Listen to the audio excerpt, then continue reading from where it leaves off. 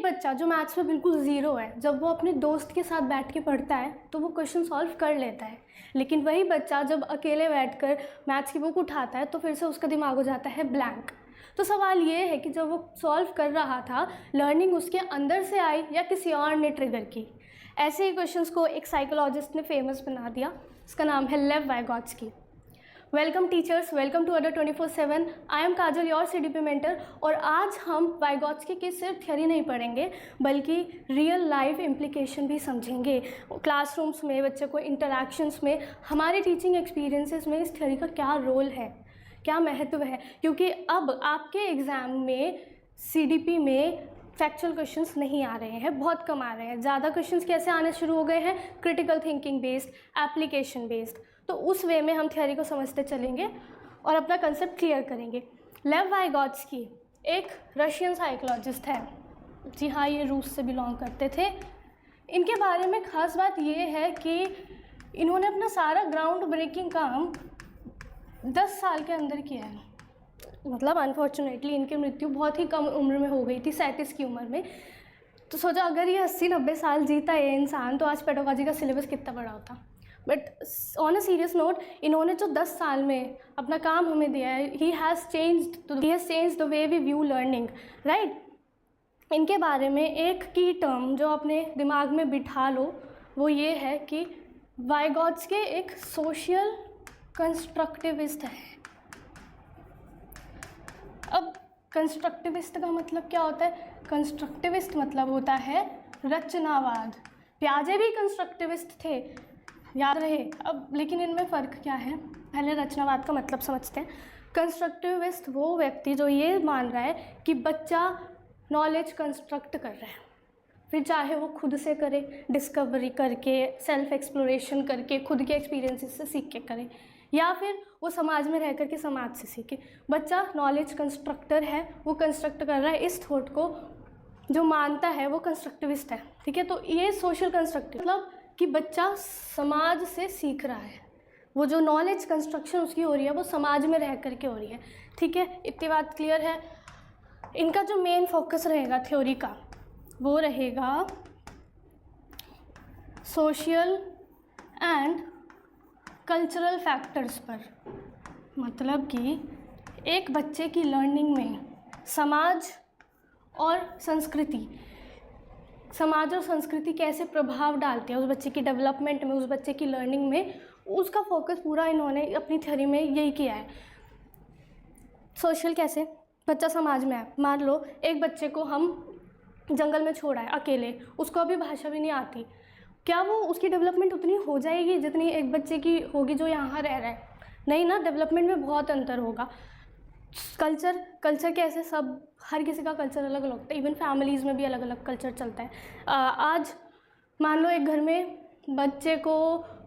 में पेरेंट्स रोज़ न्यूज़पेपर पढ़ते हैं, स्टोरीज डिस्कस करते हैं, न्यूज़ डिस्कस करते हैं, तो उस बच्चे का general awareness as compare to other students अच्छा होगा, डेवलप्ड होगा। फैक्टर्स हमारी लर्निंग पे बहुत प्रभाव डालते हैं, ठीक बात।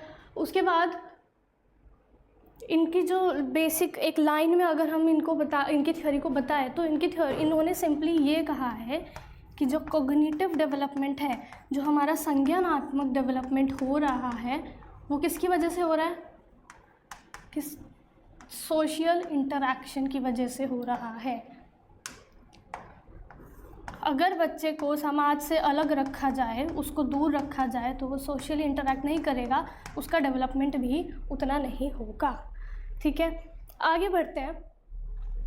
अब जब हम समाज की बात कर रहे हैं तो समाज में क्या क्या आता है, क्या क्या आएगा हमारे समाज में?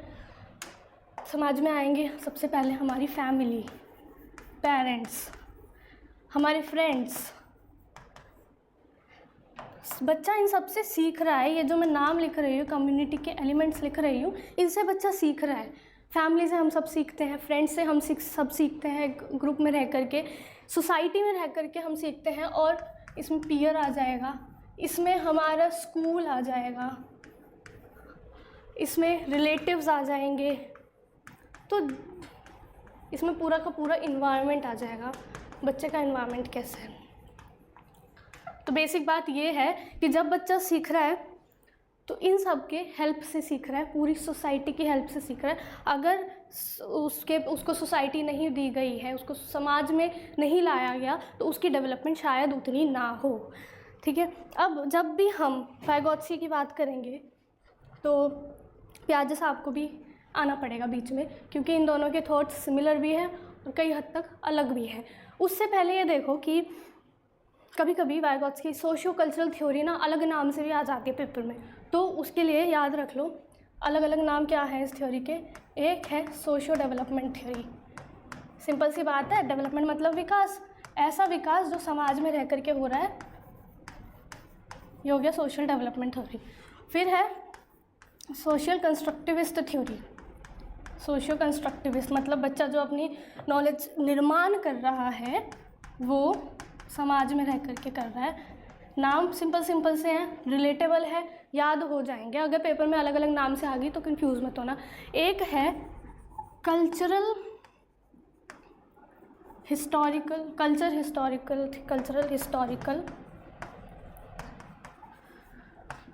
थ्योरी।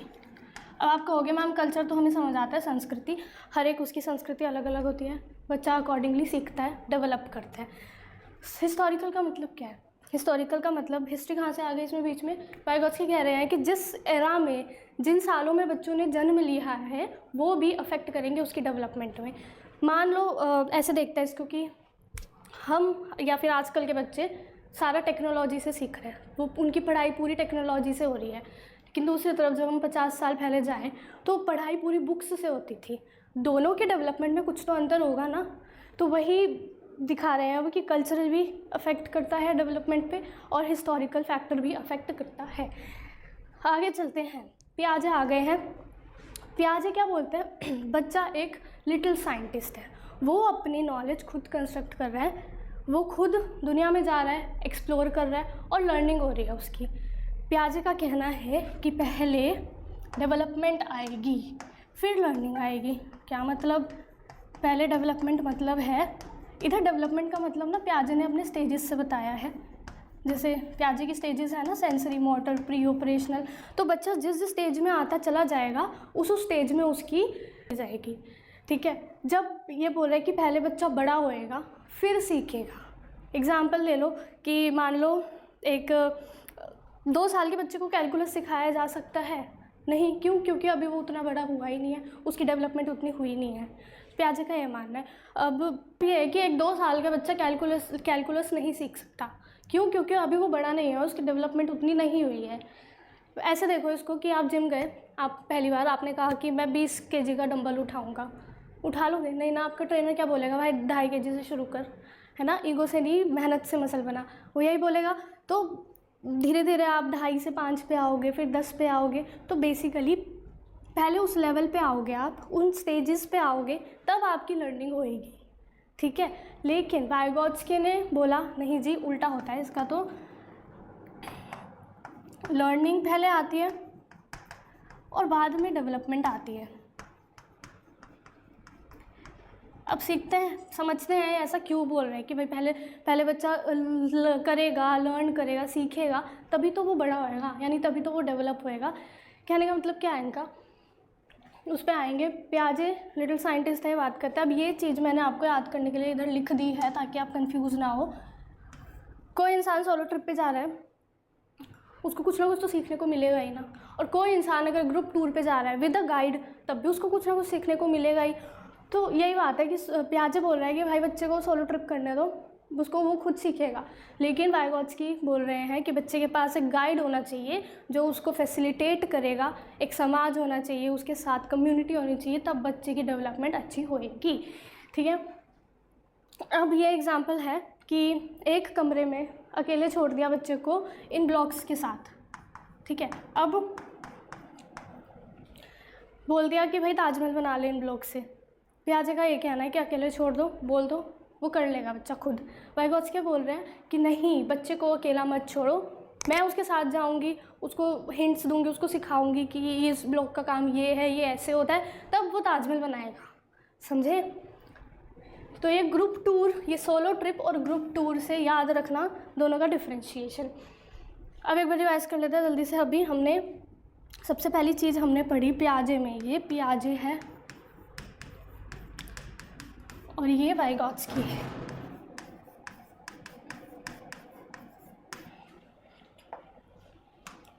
सबसे पहले हमने पढ़ा डेवलपमेंट आई पहले, डेवलपमेंट के बाद लर्निंग होएगी बच्चे की। इसमें बच्चा इंडिविजुअल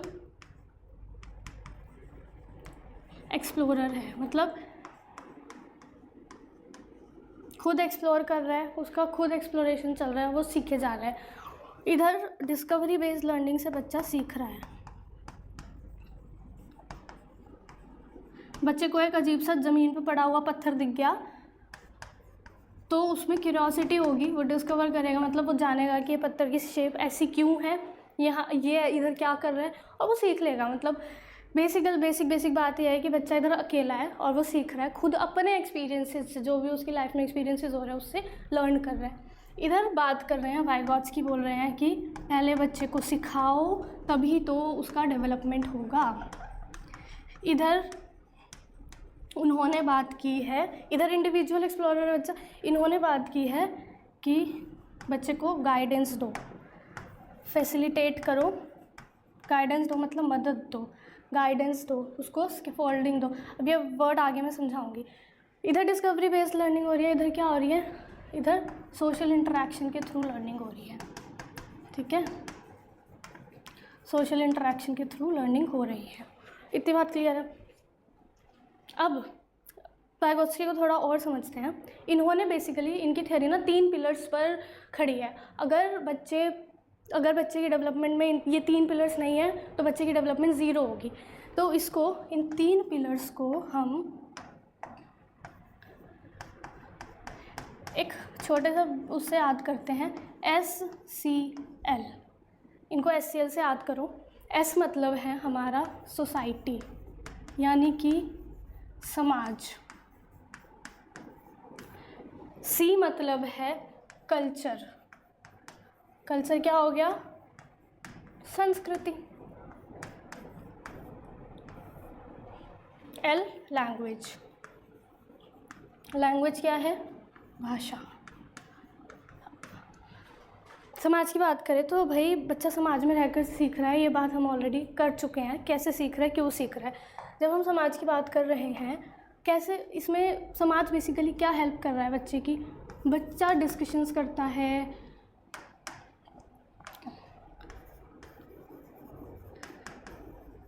बच्चा कोऑपरेशन सीखता है समाज से, बच्चा प्रॉब्लम सॉल्विंग स्किल सीखता है समाज से। जितनी भी लर्निंग बचपन से लेकर आज तक बच्चे की हो रही है समाज में रह कर के, वो सोसाइटी का हिस्सा है। ठीक है, सोसाइटी में आपका सब आ गया, जैसे जैसे आपकी इंटरेक्शन हो रही है, जहाँ आप रह रहे हो और जो भी आपका इन्वायरमेंट है।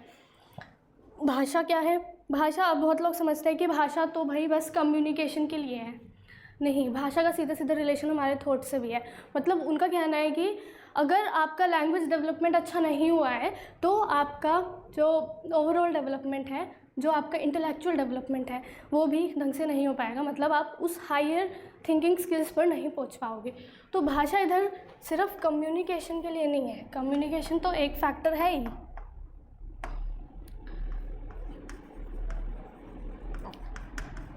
इसके अलावा language is also an intellectual tool,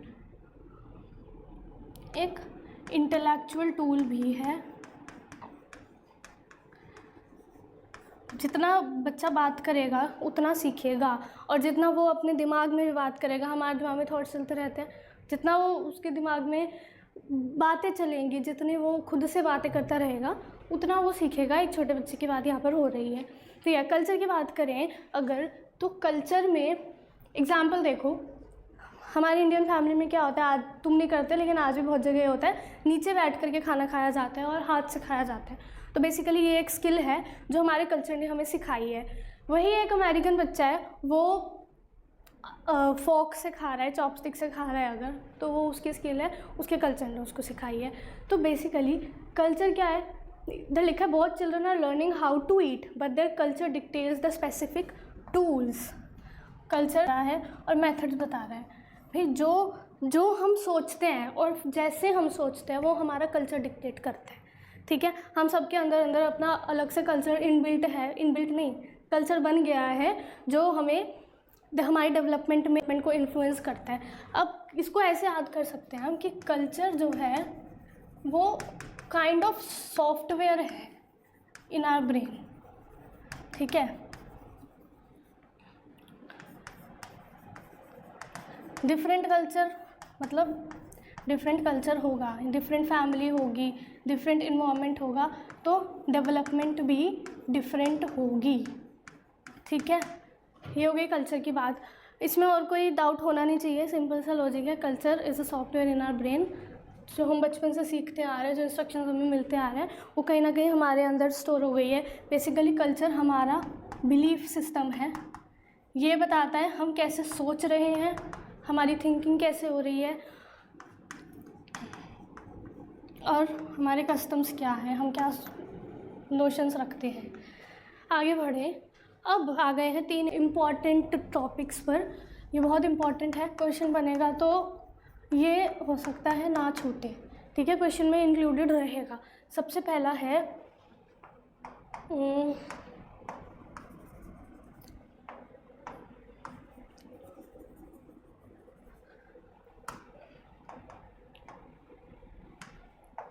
सबसे पहला होता है MKO।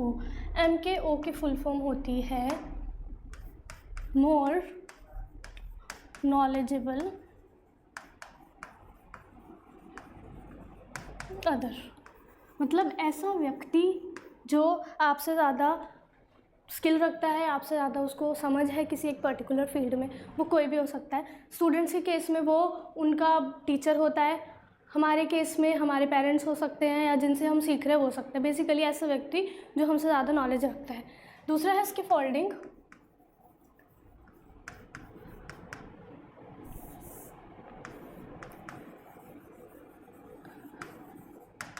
और तीसरा है ZPD। ZPD मतलब जोन ऑफ प्रॉक्सिमल डेवलपमेंट।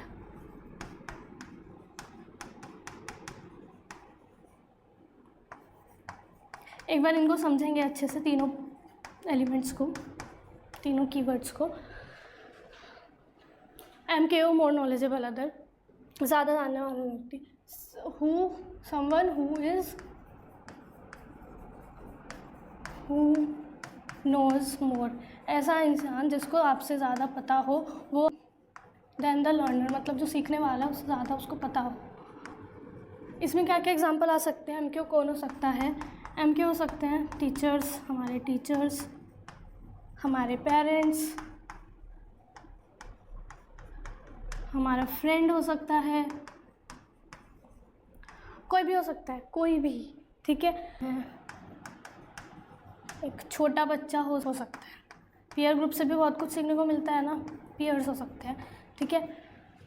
अब स्कैफोल्डिंग क्या होता है? स्कैफोल्डिंग मतलब वो टेम्पररी हेल्प जो आपको काम करने के लिए मिल रही है, मतलब कुछ करना है आपको, उसमें आपको हेल्प चाहिए, वो चीज़ सीखने में आपको जो हेल्प चाहिए वो उसको हम स्कैफोल्डिंग बोलते हैं। फुल सपोर्ट है, जैसे कि एग्जांपल है ये, इधर बच्चा साइकिल चलाना सीख रहा है, इसके पापा इसकी मदद कर रहे हैं, ठीक है, साइकिल पकड़ करके चलवा रहे हैं इससे, तो इसके पापा इसको स्कैफोल्डिंग दे रहे हैं। अब जब बच्चा धीरे धीरे चलाना सीख जाएगा तो वो स्कैफोल्डिंग हटा दी जाएगी, स्कैफोल्डिंग विल बी रिमूव्ड। जब वो काम हो गया, जब वो लर्निंग हो गई तो स्कैफोल्डिंग हटा दी जाती है। इसी को वाइगोत्स्की ने ये टर्म दिया है। अब याद रहे, स्कैफोल्डिंग डायरेक्ट आप नहीं बताओगे। वाइगोत्स्की कहते हैं एक अच्छा टीचर वो नहीं है कि बच्चे ने क्वेश्चन पूछा और आपने आंसर दे दिया, नहीं। आपको क्या करना है, आपको पहले हिंट्स देना है, आपको ऐसे क्यूज़ देने हैं जिससे बच्चा खुद सोचे उस क्वेश्चन को सॉल्व करने के लिए उसका दिमाग खुद लगे। इसी को स्कैफोल्डिंग कहेंगे। Scaffolding is the hint, cues या physical support provided by the MKO। अब ये सपोर्ट MKO देगा लर्नर को। याद रहे, परमानेंट हेल्प नहीं होती, ये टेम्पररी हेल्प होएगी जो बच्चे को मिलेगी जब तक बच्चा वो लर्निंग सीख नहीं लेता, वो स्किल सीख नहीं लेता। ये था MKO, सिंपल था बहुत ज़्यादा। ZPD क्या होता है? अब ZPD की फुल फॉर्म क्या है? Zone of proximal development. लिख लो, zone of proximal development. ZPD, इसको हिंदी में क्या बोलते हैं? समीपस्थ विकास का क्षेत्र। समीपस्थ विकास का क्षेत्र। ZPD क्या होता है? अब भाई ये दो चीज़ों के बीच का गैप है, मतलब कि एक काम है, मान लो ये जो येलो सर्कल है वो काम है जो बच्चा कर पा रहा है खुद से। अभी मान लो एक बच्चे को प्लस माइनस और मल्टीप्लाई डिवाइड आता है, बेसिक ऑपरेशंस आते हैं, वो कर पा रहा है खुद से, ठीक है। लेकिन अब उसको बोर्ड मास वाले सवाल सॉल्व करने सीखने हैं, उसके लिए उसको बोर्ड मास का कंसेप्ट पता होना चाहिए। तो टीचर उसको बोर्ड मास का कंसेप्ट बताएगा, समझाएगा, फिर वो सीख जाएगा एट द एंड।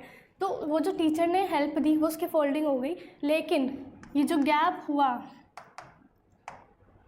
ये जो डिफरेंस आया बीच में कि पहले एक ऐसा काम जो बच्चा खुद कर पा रहा था और ऐसा काम जो उसने हेल्प के बाद कर लिया, उसी के गैप को हम ZPD बोल रहे हैं, ठीक है। ये ब्लू वाला पार्ट ये है stuff that learner can do with help, जो बच्चा हेल्प के बाद कर पा रहा है वही आपका ZPD में आ जाएगा, उसी जोन में आ जाएगा, ठीक है। अब इसको फिर से एक बार देखते हैं एग्जाम्पल के थ्रू। ये येलो वाला जोन, मान लो बच्चा साइकिल चलाना सीख रहा है, ठीक है। उसके साइकिल में साइड में 2 टायर लगे हैं, जिससे वो उसको बैलेंसिंग नहीं करनी पड़ रही, अभी वो चला रहा है साइकिल, ये येलो जोन में आ गया। अब उसके पापा साइड वाले टायर हटा देंगे, अब वो बैलेंसिंग करना सीखेगा अपने पापा की हेल्प से, MKO, उसका पापा जो सपोर्ट देगा उसको उसके फोल्डिंग बोलेंगे। अब वो सीख लेगा, वो जो गैप कवर कर लेगा सीखने तक का, वो ZPD हो गया। तो ये रेड जोन क्या है? रेड जोन ये है, अब उसने साइकिल चलानी सीख ली, अब ये थोड़ी है कि वो रॉकेट चलाना भी सीख लेगा, नहीं सीख पाएगा ना, तो अभी के लिए। तो so that's all for today's session. Thank you for joining me, और फीडबैक ज़रूर देना कमेंट सेक्शन में कि कैसी लगी आपको मेरी क्लास। तब तक के लिए हैप्पी लर्निंग।